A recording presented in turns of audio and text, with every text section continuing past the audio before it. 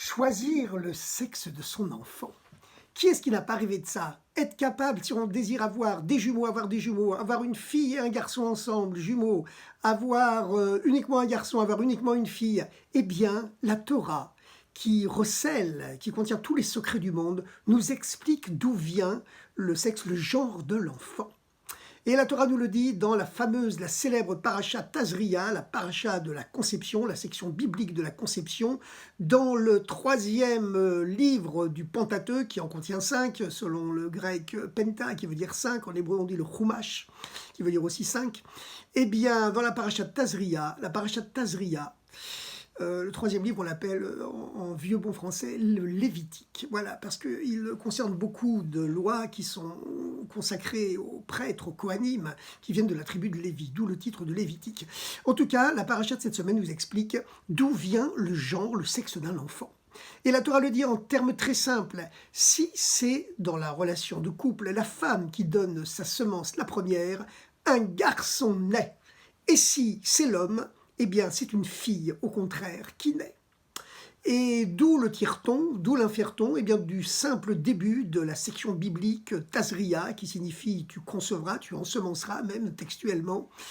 Isha qui Tazria trila, lorsqu'une femme donne sa semence, sous-entendu en premier, Yoledet ben, et qui accouchera, qui donnera naissance à un fils. D'où on sait que c'est ainsi que ça se passe. Maintenant, nous savons qu'il existe plusieurs sens dans la Bible. Il existe aussi le code secret de la Bible, les secrets de la Torah. Et tout ce qui est vrai sur le plan simplement littéral possède un sens caché. Il existe même 4 sens dans la Bible. Officiellement, en vérité, il en existe autant qu'il existe l'être humain, parce que chacun comprend à son niveau. Mais d'une façon générale, il existe le sens littéral, le sens allusif, le sens allégorique et bien sûr le secret de la Torah. Il existe aussi une 5e dimension qui s'appelle le chassidisme, la chassidoute, mais nous y reviendrons plus tard. En tout cas, sur le plan allégorique et puis bien entendu très sympathique, eh bien, nous savons que la relation entre l'homme et la femme symbolise sur Terre, dans la dimension terrestre des choses, la relation entre Dieu et le peuple juif. Et puis, bien sûr, comme le peuple juif, à l'époque de la Torah, eh bien, il symbolise toute l'humanité. C'est la relation entre Dieu et toute l'humanité, la relation entre Dieu et l'être humain. Et que veut nous dire donc cette section biblique de la Bible? Quel message nous envoie-t-elle en nous disant si c'est la femme qui donne sa semence la première, naît un garçon, et si c'est l'homme, eh bien c'est une fille? Eh bien elle veut nous dire la chose suivante, c'est que puisque l'homme symbolise Dieu et la femme symbolise le peuple juif, symbolise l'être humain, l'humanité, eh bien cela signifie que si c'est l'être humain qui fait l'effort de s'élever vers Dieu, eh bien à ce moment-là, puisque lui représente la femme, c'est un garçon qui naît. Et si l'être humain est incapable de se libérer lui-même, il est incapable de prendre conscience par ses efforts personnels, par sa réflexion, sa méditation personnelle, il attend que Dieu le réveille, et bien finalement Dieu le réveille, et bien dans ce cas-là c'est une fille. Quelle différence entre le garçon et la fille? D'abord, il faut se mettre d'accord sur une chose, la Torah c'est le premier livre dans l'histoire de l'humanité qui proclame l'égalité totale entre la femme et l'homme. D'où voit-on cela? Bien, c'est très simple. Sur un autre plan, parce qu'il existe une dialectique évidemment à plusieurs niveaux, eh bien, l'homme est le symbole sur terre de la dimension transcendante de Dieu. Et la femme, c'est sur le plan allégorique, c'est le symbole de la dimension immanente de Dieu. Et bien sûr, les deux, c'est le même Dieu, comme on dit tous les matins quand on fait la prière et tous les soirs, du Shema Israël, écoute Israël, Hachem Elokeinu, le Hachem, le divin transcendant, Elokeinu, notre Dieu qui descend à l'intérieur de nous, qui est immanent au monde et à l'être, eh bien sûr, Hachem Echad, ce Dieu est un. Donc, comme l'homme représente, c'est l'incarnation sur terre de la dimension transcendante de Dieu, et la femme de la dimension immanente de Dieu, et que bien sûr c'est le même Dieu et tous les deux sont à égalité, transcendante ou immanente, eh bien puisque l'homme et la femme sont conçus à cette image, c'est la raison de l'égalité fondamentale, ontologique entre l'homme et la femme. Maintenant, cependant, chacun possède des qualités très spécifiques, bien évidemment. Sinon, il n'y aurait pas de différence entre la transcendance et l'immanence. Mais grâce à Dieu, il y en a. Quelles sont ces différences fondamentales sur le plan psychologique, puis aussi sur le plan métaphysique et physique entre l'homme et la femme? Eh bien, c'est que, évidemment, l'homme qui incarne la face transcendante du divin, il est plus absent de de de la naissance des enfants, bien sûr. Évidemment, il est actif dans la naissance des enfants, mais le lien entre la femme et le fœtus, évidemment, ça se passe à l'intérieur de la femme. Le lien entre la femme et le bébé, évidemment, il est beaucoup plus fort que celui que l'homme a avec le bébé. Il faudra pas mal de temps avant que le bébé se découple de son origine maternelle et puis qu'il puisse s'identifier, bien sûr, au modèle masculin aussi. Donc la femme, elle représente l'immanence et la femme, elle a certaines qualités que l'homme ne possède pas.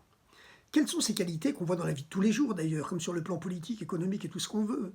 C'est que la femme est quelque part, sur un certain plan, plus intelligente que l'homme, en ce sens où elle est plus souple, elle est plus fine, elle peut changer d'avis plus facilement. Ce qui signifie, voilà, tandis que l'homme, lui, eh bien, il est beaucoup plus rigide, il est beaucoup plus dur dans ses idées. Quand il a une idée, ça devient une idée fixe.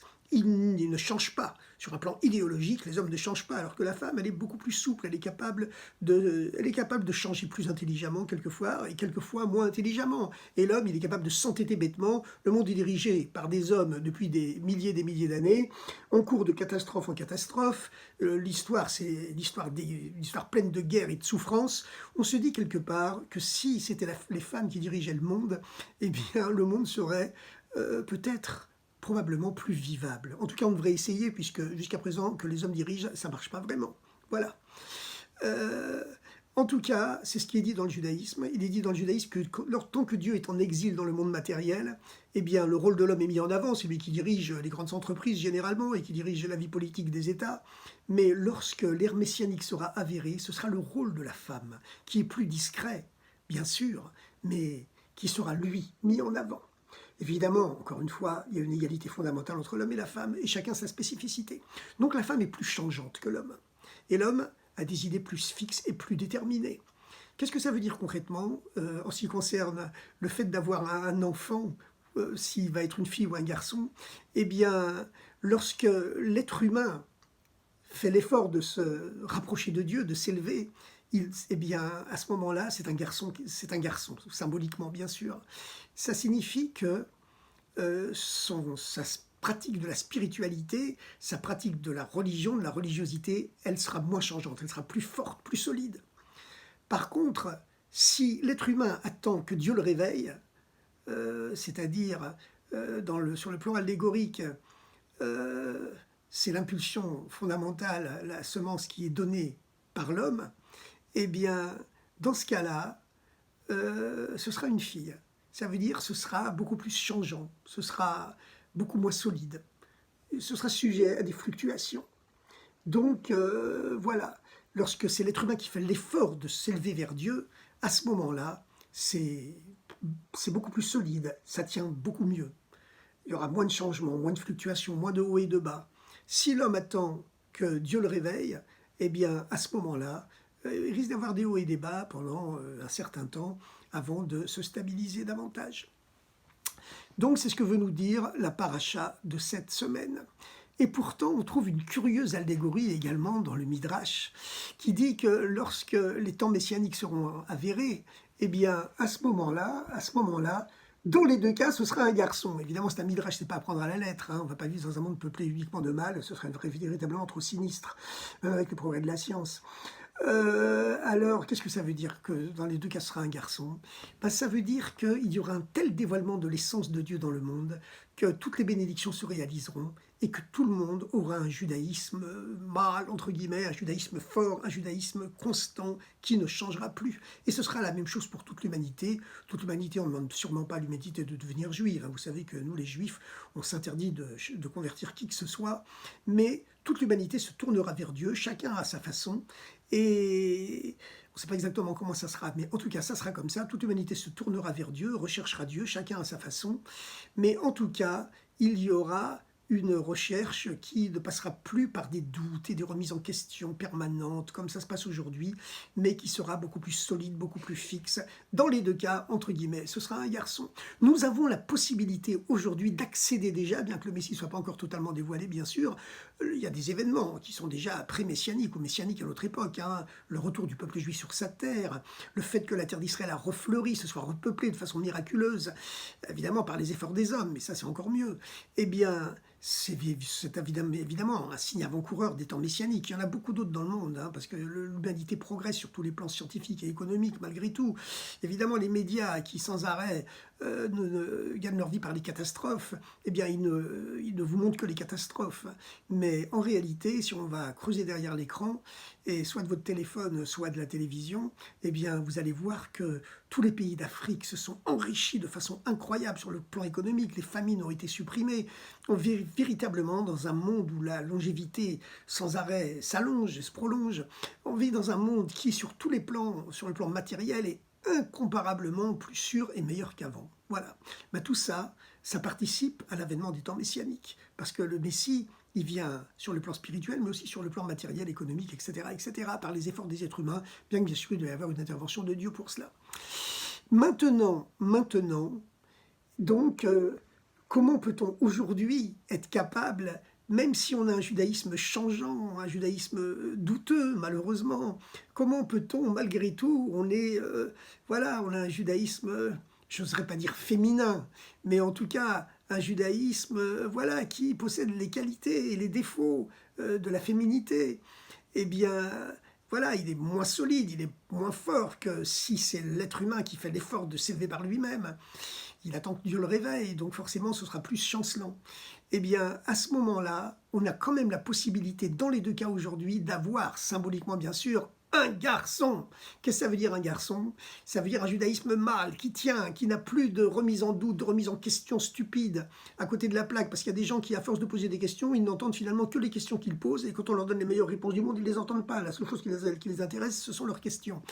Maintenant, concrètement, on peut accéder à cette dimension d'un judaïsme fort, même si on n'est pas encore au top niveau.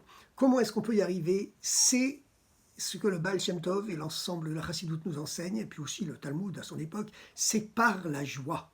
La joie, la simcha en hébreu, c'est quelque chose qui brise toutes les barrières, qui dévoile l'essence de Dieu qui est en l'homme, et c'est cette joie qui permet, dans tous les cas, de transcender complètement toutes ses limites et d'avoir une spiritualité qui soit forte, puissante et magnifique, et qui ne se passe pas sans arrêt par des chutes de niveau et des remontées pénibles, mais qui soit quelque chose de bien vécu, qui véritablement apporte le bonheur, le succès en matériel et en spirituel. Il existe une controverse dans le Talmud pour savoir jusqu'à quand on peut changer le sexe, le genre d'un enfant. Eh bien, le Talmud de Babylone, le Talmud de l'exil, donc, qui a été rédigé, dit par écrit, en Babylonie, vers le 5e siècle de l'ère commune, lorsque les Juifs étaient en exil en Babylonie, eh bien, ce qui correspond en gros à l'Irak actuel, à la Mésopotamie ancienne, la Babylonie, eh bien, entre le Tigre et l'Euphrate, voilà, la Mésopotamie, entre les deux fleuves célestes dont on parle dans la Genèse, eh bien, c'est là-bas qu'avait eu lieu la tour de Babel, etc. Lorsque il existe donc cette fameuse controverse entre les deux Talmuds, le Talmud de Babylone dit que les prières peuvent changer le genre d'un enfant pendant les 40 premiers jours après la conception, et après c'est fini. Le Talmud de Jérusalem, lui, qui n'est pas soumis aux affres de l'exil, eh bien, il est beaucoup plus généreux. Il dit qu'on peut changer le genre d'un enfant, même après les 40 jours, après la conception. Et il y a même une opinion dans le Talmud de Jérusalem qui dit qu'on peut le changer jusqu'au dernier moment, jusqu'à ce que le bébé sorte la tête du ventre de sa mère. Comment expliquer cette différence entre les deux Talmuds? Eh bien, la raison, elle est très simple. C'est que le Talmud de Jérusalem, le Talmud de la Terre Sainte, de la Terre Promise, procède par un dévoilement de lumière beaucoup plus pur, beaucoup plus simple, beaucoup plus direct. C'est déjà un avant-goût des temps futurs. Un avant-goût des temps futurs, un avant-goût de cette époque où, grâce à la joie, à la simcha qui se dévoilera dans les temps messianiques, tout le monde possédera, tous les êtres humains accéderont à une spiritualité qui sera forte, qui sera puissante, qui sera stable. Une une spiritualité entre guillemets masculine, bien que en réalité, à cette époque-là, par ce curieux retournement dialectique final de l'histoire, ce sera le rôle de la femme qui prévaudra encore plus que celui de l'homme à l'époque messianique. Évidemment, le Messie est un homme, mais quand même, ce sera la dimension féminine de l'humanité qui sera mise en avant et qui prévaudra. Et c'est la raison pour laquelle il y aura la fin de cet exil dirigé par les hommes depuis des milliers d'années, qui avait engendré tellement de guerres et de catastrophes. Voilà. Et maintenant, nous pouvons passer à une autre dimension. Comment ces dimensions-là, cette dimension qui vient de Dieu et cette dimension qui vient de l'effort des hommes, elles s'incarnent pas seulement dans le genre des enfants, mais également dans le calendrier, dans le temps, dans le cycle du temps. Eh bien, il existe donc deux dimensions de la façon de vivre sa spiritualité. Soit l'être humain procède par son propre effort et s'élève progressivement, soit il attend que Dieu le réveille. Dans le deuxième cas, ça possède aussi des qualités parce que le dévoilement est plus fort quand c'est Dieu qui réveille l'être humain. Mais c'est moins profond, c'est moins intériorisé parce que ce n'est pas venu par l'effort de l'être humain. Ces deux façons d'appréhender la spiritualité humaine, eh bien, elles s'expriment par la dualité entre les deux axes du temps du calendrier juif, à savoir le mois du printemps, le mois de Nissan, qui signifie les miracles, le mois des miracles, et le mois du début de l'automne, le mois de la rentrée scolaire, le mois de la rentrée tout court d'ailleurs, c'est-à-dire le mois de Tishri qui correspond en gros au mois de septembre, octobre, selon les années. En vérité, on voit que le monde il marche d'après le temps biblique, hein, ça n'a pas changé. Le temps est toujours découpé en 7 jours, avec un 7e jour qui est sacré, qu'on le veuille ou non, chacun le consacre à sa façon, mais c'est comme ça. Et puis le calendrier juif, il est lunaire, hein, le calendrier occidental, il est solaire. Il symbolise l'ego humain qui, comme le soleil, prétend ne tirer sa lumière que de lui-même. Le calendrier oriental, et musulman en particulier, il est uniquement lunaire parce que la lune, elle n'a pas d'ego, elle ne fait que refléter la lumière du soleil qui symbolise Dieu dans le cosmos. Et c'est-à-dire qu'on se soumet complètement au destin sans qu'il n'y ait plus de liberté humaine. Et puis le temps juif, eh bien, il est essentiellement lunaire. Le début du mois, c'est toujours la nouvelle lune. Le 15 du mois, c'est toujours la pleine lune. Mais en même temps, tous les 2, 3, 4 ans, on rajoute un 13e mois pour rajuster le cycle solaire sur le cycle lunaire. Et c'est ainsi que le judaïsme, qui est à l'origine des religions soit chrétiennes et soit musulmanes, le temps de l'Occident et le temps de l'Orient, il a cette faculté, bien sûr, de synthétiser les deux. Et pour synthétiser les deux, bah, évidemment, c'est comme le père qui est au-dessus de ses enfants et qui est capable de les réconcilier lorsqu'il y a des problèmes entre eux. Voilà. Alors maintenant, ces deux temps, évidemment, sont très très différents. En ce qui concerne le mois du printemps, le mois de Nissan, dont l'étymologie hébraïque signifie miracle, Nissan signifie miracle en hébreu, et même miracle au pluriel, eh bien, le mois de Nissan, il se caractérise par la naissance du peuple juif, une naissance miraculeuse, puisque le peuple juif était esclave en Égypte, c'était un peuple de parias, de sous-hommes, et l'Égypte était une espèce d'univers concentrationnaire à la puissance inouïe, puisque aucun esclave n'avait jamais réussi, nous dit le Talmud, à s'enfuir d'Égypte. Et là, c'est pas seulement un esclave, ce sont 600 000 esclaves, avec leurs 600 000 femmes, ça veut dire 1 200 000 de personnes, 1 200 000 personnes, pardon, plus leurs enfants, qui sont réussis à s'enfuir d'Égypte, avec en même temps toutes les richesses de l'Égypte, ce qui signifie qu'ils avaient réussi à élever toutes les étincelles divines plus profondément en exil en Égypte. Il avait donc accompli leur mission de purifier cet empire du mal qu'était à l'époque l'Égypte. Et ils étaient partis, bien sûr, pour recevoir la Torah sur le mont Sinaï, recevoir les 10 commandements et la Torah, l'ensemble de la Torah, pour ensuite incarner ces valeurs célestes dans les dimensions terrestres de la terre de Canaan, qui allait devenir la terre d'Israël, la terre promise, la terre sainte. Voilà, incarner les valeurs célestes dans le monde terrestre. Maintenant, au sujet du mois de Nissan, eh bien, Dieu dit dans la Torah, dans la Bible, que depuis le jour où Dieu a choisi le mois de Nissan, eh bien, il a choisi le mois de la libération. Tandis que le mois de Tishri, le mois de la rentrée scolaire, le mois de la rentrée économique tout court d'ailleurs, hein. C'est le mois du début de l'automne, lorsque les gens rentrent de vacances, encore aujourd'hui. Le temps biblique continue de dicter sa loi aux hommes, qu'ils soient athées, laïcs ou religieux pratiquants.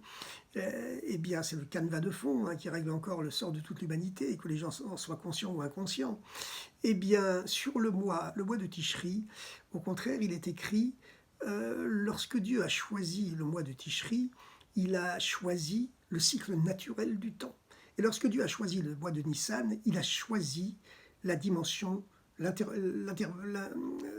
choisi l'irruption d'une dimension surnaturelle à l'intérieur du temps. Et c'est la raison pour laquelle le monde naturel a été créé, a fini d'être créé le premier jour du mois de Tishri, avec l'apparition de l'homme sur la terre, tandis que le mois de Nissan, eh bien, c'est la libération, la naissance du peuple juif, qui aboutit finalement, au bout de 49 jours, le fameux cycle du chiffre sacré, le chiffre 7, 7 fois 7, 49, on arrive au 50e jour, c'est le nom de la Torah, le nom des 10 commandements sur le mont Sinaï. Donc il y a ici un axe polaire entre un temps naturel, le mois de Tishri, et un temps surnaturel, le mois de Nissan. Et c'est la raison pour laquelle, au mois de Tishri, le début du monde naturel, la création du monde naturel, le monde, c'est l'univers entier avec toutes les galaxies, hein, c'est l'espace-temps, eh bien, on prie au mois de Tishri pour la pluie. Tandis qu'au mois de Nissan, le mois des miracles, le mois du surnaturel, on va prier pour la rosée. Quelle différence entre les deux? Eh bien, c'est que selon la Bible, selon la Torah, la pluie, symboliquement, elle provient des efforts humains. En effet, lorsque dans la Genèse, on parle pour la première fois de la pluie, il est écrit « Et une vapeur monte de la masse océanique, s'élève vers le ciel et se cristallise en gouttes d'eau dans le ciel pour retomber en averse bienfaisante sur la terre. » Et cette montée des eaux terrestres vers le ciel symbolise, bien entendu, la montée des efforts humains, la montée de l'humanité qui, sur tous les plans économiques, politiques, matériels, mais surtout bien sûr spirituels et moraux, essaye de s'élever vers Dieu par ses propres efforts. Et c'est la raison pour laquelle le mois de Tishri, c'est le mois des efforts humains, le mois du retour à Dieu. Rosh Hashanah, c'est le début de l'année, c'est le jour du grand jugement, suivi par les 10 jours de la Teshuvah, c'est-à-dire du retour, qui culmine avec Yom Kippour, le jour du grand pardon, le jour du rachat, mais qui provient des efforts humains. C'est le mois du jugement où on met en balance, le mois du signe astrologique de la balance, où tous les péchés et les bonnes actions des hommes sont mis en balance. C'est le mois où ce sont les efforts humains qui sont mis dans la balance et qui sont mis en exergue, qui sont mis en avant. Tandis que le mois de Nissan, c'est complètement différent. C'est la naissance du peuple juif, la libération du peuple juif. C'est la libération, pour la première fois dans l'histoire de l'humanité, c'est la libération des esclaves, qui va être le modèle d'ailleurs de toutes les libérations politiques du monde moderne. Hein. Lorsque les puritains américains se sont enfuis d'Angleterre pour créer un nouveau monde où tout le monde pourrait pratiquer sa religion librement, eh bien, ils le faisaient au nom de tous les principes de la libération biblique, en accusant le roi d'Angleterre d'être un pharaon, et en se considérant eux-mêmes comme les Juifs, comme le peuple élu, qui allait recréer une terre sainte, une nouvelle Jérusalem, chargée d'éclairer l'humanité entière. Voilà, d'apporter le Messie à toute l'humanité. Ce sont les gènes, les principes fondateurs de la fameuse Déclaration universelle des droits de l'homme qui proclame que c'est Dieu et pas les hommes qui ont donné les droits de l'homme à toute l'humanité et que la France va recopier une quinzaine d'années plus tard en se contentant de les mettre sous les auspices seulement de l'être suprême et en omettant que c'est lui qui les a donnés. Bon. Mais bon, pour revenir à ces différences entre le mois de Tishri et le mois de Nissan, donc, c'est que le mois de Nissan, c'est le mois du surnaturel. Parce que le peuple hébreu n'était pas capable de se libérer lui-même d'Égypte. Il a fallu vraiment un miracle, une dimension, une irruption du surnaturel dans l'histoire pour que les Hébreux soient capables de se libérer eux-mêmes d'Égypte. En effet, nos textes nous enseignent qu'en Égypte, eh bien, les Juifs s'étaient assimilés à l'idolâtrie égyptienne. Ils étaient même descendus, tombés dans la 49e porte de l'impureté. Et s'ils étaient restés une seconde de plus en Égypte, eh bien, l'assimilation égyptienne les engloutissait tout entiers et ils étaient incapables d'en sortir. Il a fallu que Dieu vienne les libérer, les sortir d'Égypte, parce qu'ils étaient incapables de se sortir d'eux-mêmes, de se libérer eux-mêmes. Par contre, le mois de Tishri, c'est le contraire. Le mois de Tishri, Dieu nous dit, à vous de jouer, c'est à vous de faire un effort d'introspection, un effort de retour à votre identité profonde, c'est-à-dire à cette étincelle de Dieu qui est en vous, de vous élever par vos propres efforts. Et donc, c'est la raison, encore une fois, pour laquelle en Tishri, on prie pour la pluie, puisque la pluie vient de cette fameuse évapotranspiration de la masse océanique ou de la masse forestière amazonienne, tropicale, équatoriale, qui s'élève vers le ciel et qui symbolise la montée des efforts humains vers Dieu. Donc on prie pour la pluie, à la prière de Shmini Atzeret, à la conclusion des fêtes. Par contre, au mois de Nissan, on prie pour la rosée. Pourquoi pour la rosée? Parce que la rosée, selon la Torah, selon la science biblique, eh bien la Torah ne vient pas d'une évapotranspiration de la masse aquatique ou forestière terrestre. C'est un don du ciel, un don gratuit. Que l'on prie ou non d'ailleurs, la rosée tombe tout le temps. Elle ne s'arrête jamais. C'est cette goutte de rosée céleste qui ne peut venir que de Dieu. C'est-à-dire qu'elle symbolise un don de Dieu gratuit qui choisit de se manifester aux hommes, qui choisit de les sauver, qui choisit de les libérer, même s'ils ne le méritent pas, même s'ils sont tombés dans la 49e porte de l'impureté, de l'assimilation et de l'idolâtrie égyptienne. Et c'est la raison pour laquelle, alors qu'au mois de Tishri, on prie pour la pluie, qui symbolise des efforts humains, au mois de Nissan, on prie pour la rosée, qui symbolise au contraire le secours, l'aide miraculeuse de Dieu, qui vient à tous les êtres humains, même s'ils ne le méritent pas. Et il existe une controverse dans le Talmud qui demande, mais le Messie, quand viendra-t-il? Il viendra au mois de Tishri par les efforts humains, ou viendra-t-il en Nissan par une intervention de Dieu? La discussion est très très serrée entre les maîtres du Talmud. Nous réservons la réponse pour la fin de ce cours dans quelques temps. Pas trop longtemps, mais quand même nous la réservons pour la conclusion, pour la fin. Rassurez-vous, c'est un happy end. Maintenant, nous trouvons aussi cette illustration dans le premier des 10 commandements. Alors les 10 commandements, le décalogue évidemment, c'est le code civil et pénal encore de toute l'humanité, hein. C'est resté le code moral de toute l'humanité. Tous les droits du monde, que ce soit le droit romain, le droit grec ancien, etc., ils sont tous encore aujourd'hui sous l'emprise des 10 commandements dans tous les pays d'Occident, en particulier dans tous les pays démocratiques et libéraux en particulier. Quel est le premier des 10 commandements? Le premier des 10 commandements, c'est le fameux « c'est moi qui suis Dieu ton Dieu qui t'ai libéré du pays d'Égypte, la maison de l'esclavage ». Le deuxième, c'est « tu n'auras pas d'autre Dieu que moi ». En hébreu, « Anochi Hashem Elokecha », c'est moi, le Dieu transcendant, qui suis également immanent. Sheotzetira me'eretz Mitzrayim, qui t'a sorti du pays d'Égypte. Et on sait que l'Égypte en hébreu, c'est un mot à double sens qui signifie barrière, limite, pas seulement d'un grand camp de concentration, mais également de ton malheureusement camp de concentration personnel qui t'empêche de te libérer toi-même individuellement et d'accéder à l'infini, et donc aussi à la communion et à la bonne entente avec les êtres humains. Parce que celui qui a brisé ses chaînes intérieures, eh bien, c'est possible seulement s'il y a une intervention de Dieu, mais il peut ensuite être libre et avoir de bonnes relations d'unification avec tout le reste de l'humanité. Maintenant, il y a quand même une grande question qui se pose, une question fondamentale. Qu'est-ce que c'est cette question fondamentale? C'est, par les 10 commandements, le décalogue, Dieu se présente à l'ensemble de l'humanité, à toutes les civilisations, pour toute la durée de l'histoire. Normalement, il aurait dû dire « c'est moi, Dieu, qui ai créé toutes les galaxies, le temps et l'espace, à partir du néant, et qui le recrée même sans cesse du néant à chaque instant. » Puisque selon le judaïsme, la création est permanente, et le monde est recréé du néant à chaque instant. Comme l'ont dit aussi beaucoup de grands philosophes comme Descartes, etc.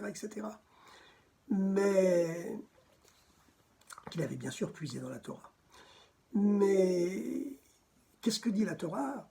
Dieu ne se présente pas dans les 10 commandements en disant « je suis Dieu qui crée l'espace-temps et l'univers entier avec toutes ces galaxies ». Du néant à l'être, à chaque instant. Elle dit quelque chose de beaucoup plus simple, de beaucoup moins spectaculaire. Elle dit « Je suis Dieu, ton Dieu, qui t'est sorti, toi », ça veut dire chaque être humain, du pays d'Égypte, la maison de l'esclavage. Mais c'est bien, c'est grand, c'est grandiose. L'Égypte était un espèce d'enfer concentrationnaire où jamais un seul esclave n'avait réussi à s'enfuir. Mais quand même, c'est beaucoup moins grandiose, beaucoup moins miraculeux, beaucoup moins ultra spectaculaire que de créer l'univers entier avec toutes ces galaxies, ces milliards d'années-lumière, ces milliards de planètes, d'une à l'être, par un Big Bang. C'est quand même beaucoup plus impressionnant d'avoir créé le monde par un Big Bang, l'univers entier, que de faire sortir un petit peuple esclave d'Égypte. D'accord? Tout le monde est d'accord là-dessus. Mais en réalité, la création de l'univers entier par le Big Bang, c'est simplement l'apparition d'un monde naturel qui reste éternellement prisonnier de ses lois. Que ce soit les lois de la gravitation universelle ou les lois de la relativité, il reste prisonnier de ses lois. Tandis que la naissance du peuple juif, la naissance d'un code moral pour toute l'humanité, eh bien, c'est l'apparition du libre arbitre, de la liberté humaine. C'est donc quelque chose de complètement surnaturel qui apparaît. Et c'est la raison pour laquelle cette sourdine d'Égypte, qui est complètement surnaturelle, c'est par elle que Dieu se présente en disant « Je suis Dieu, ton Dieu, qui t'est sorti du pays d'Égypte » d'une façon complètement miraculeuse, complètement spirituelle, complètement surnaturelle, même si tu ne le méritais pas, même si tu étais descendu à la 49e porte de l'impureté, dans l'assimilation égyptienne, dans l'idolâtrie totale, dans le paganisme total, eh bien, c'est moi Dieu qui t'ai sorti de façon complètement surnaturelle. Et donc, c'est cela qui vient au premier rang, parce que entre le surnaturel, même s'il est discret, et le naturel, eh bien, la grandeur, bien sûr, c'est le surnaturel. Et c'est là que vient la réponse entre cette fameuse controverse talmudique. Est-ce que Dieu vient envoyer son Messie? Est-ce que l'ère messianique, les temps messianiques, on rappelle que les temps messianiques, c'est pas un coup de baguette magique, ça vient n'importe comment par les efforts humains. L'humanité doit s'améliorer sur tous les plans, économiques, matériels, politiques, scientifiques, et surtout, bien sûr, spirituels et moral. Mais quand même, est-ce qu'au dernier moment, il y aura quelque chose de surnaturel qui va se dévoiler, avec un dévoilement de Dieu comparable un peu à celui de la sortie d'Égypte, même si l'humanité ne le mérite pas? Ou bien est-ce que ça doit vraiment dépendre uniquement des efforts humains? Et c'est là que réside cette fameuse controverse entre deux grands maîtres du Talmud, Rabbi Eliezer, qui dit que la libération messianique, les temps messianiques viendront au mois de Tishri, c'est-à-dire d'une façon naturelle, par les efforts humains uniquement. Tandis que Rabbi Yehoshua, un autre grand maître, le contredit en disant non, ça viendra au mois de Nissan, qui symbolise au contraire l'avènement du surnaturel, un dévoilement surnaturel de Dieu qui libérera l'humanité entière, qui libérera bien sûr le peuple juif de son exil. Tous les juifs du monde, selon le texte sacré, reviendront en Eretz Israël, reconstruiront le temple sera reconstruit, et il y aura, mais à ce moment-là, ce ne sera pas seulement la terre d'Israël qui sera sainte. Il est écrit dans les paraboles midrashiques, dans les allégories, que le sang des saints, l'endroit le plus sacré du temple, où seul le Kohen Gadol peut rentrer seulement une fois par an, eh bien, où il y a les fameuses tables de la loi, le décalogue dans l'Arche Sainte, eh bien, à ce moment-là, le sang des saints s'étendra à l'ensemble du temple, le temple à l'ensemble de Jérusalem, Jérusalem à l'ensemble d'Eretz Israël, de la terre d'Israël, et la terre sainte s'étendra au monde entier. C'est-à-dire que l'humanité entière deviendra sainte et servira Dieu d'une seule épaule, comme le conclut le grand code de loi du plus grand maître de l'histoire de l'exil, de la diaspora, Maïmonide, et comme d'ailleurs l'affirment tous les grands prophètes de la Bible, depuis Moïse jusqu'au dernier prophète, en passant par Isaïe, Jérémie, etc., etc. Maintenant, comment la loi est-elle tranchée finalement? Eh bien, c'est qu'elle donne raison à Rabbi Yehoshua.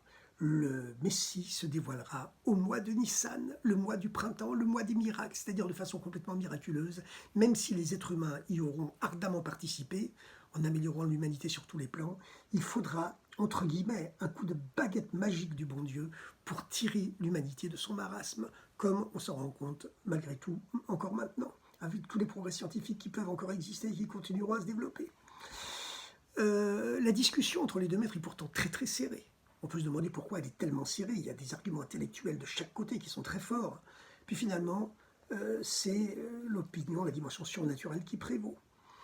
Alors on peut se demander aussi pourquoi c'est elle qui prévaut, parce que finalement, le début de la libération du peuple juif d'Égypte avait eu lieu au début du mois de Tishri, le mois justement du retour par les efforts personnels de l'homme, parce que c'est à ce moment-là que l'esclavage avait été aboli, même si les Hébreux n'avaient pas encore été totalement affranchis et libérés, même s'ils n'étaient pas encore sortis d'Égypte, il y a eu seulement 6 mois plus tard, au mois de Nissan.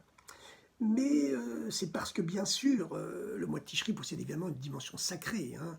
Une dimension sacrée, c'est la création d'un univers fantastique qui s'inscrit évidemment dans le patrimoine génétique et historique, le parcours de toute l'humanité, donc évidemment du peuple juif, dans le cours de sa libération.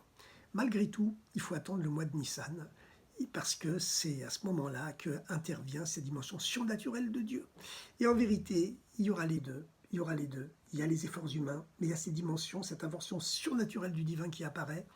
Et vous savez que les miracles les plus hauts, ce ne sont pas ceux qui brisent les lois naturelles du monde. Les miracles les plus hauts, ce sont ceux, justement, qui arrivent à s'incarner dans les lois naturelles du monde, au point qu'ils n'ont plus besoin de les modifier. Et c'est pourquoi les miracles qui apparaissent comme des coïncidences, eh bien, ils ont une dimension encore plus haute que les miracles qui violent, qui brisent les lois naturelles du monde, comme lorsque Moïse ouvrait la mer Rouge, par exemple, ou faisait tomber la manne du ciel, ou apportait les 10 plaies sur l'Égypte. Aujourd'hui, les miracles se passent de façon intégrée à la nature. Le grand changement, ça a été à l'époque de Pourim, où le nom de Dieu n'est pas écrit une seule fois dans toute l'histoire de Pourim, l'histoire de la Megillah, pour bien montrer qu'à ce moment-là, le peuple juif et le monde entier, forcément, accèdent à un niveau plus haut.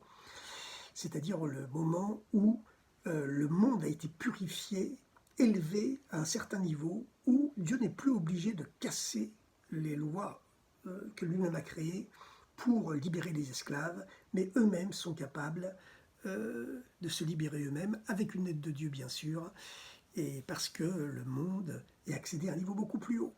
On a une illustration de cette dimension-là avec cette fameuse histoire du premier rabbi de Lubavitch, le Admour Azaken, qui, lorsqu'il était emprisonné en Russie au début du 19e siècle, eh bien, au tout début du 19e siècle, eh bien, il voulait faire la prière sur la Lune alors qu'il était transporté en bateau d'une prison à l'autre. Il a demandé aux soldats qui le gardaient d'arrêter la barque. Le soldat a refusé, mais la barque s'est arrêtée toute seule. Et une fois que la barque s'était arrêtée toute seule, le rabbi a encore demandé aux soldats la permission de garder le bateau arrêté. Le soldat qui avait compris qu'il avait affaire à un être céleste, un prophète, n'a plus osé refuser, il a juste demandé une bénédiction en échange, il a même demandé que le rabbi la lui écrive, il la lui signe. Le rabbi s'est empressé de le faire, et dès que le rabbi a terminé sa prière sur la lune, qu'on doit dire une fois par mois, eh bien, le bateau s'est remis tout seul en marche, sans que le garde ait besoin de le remettre en marche. Donc le miracle était évident.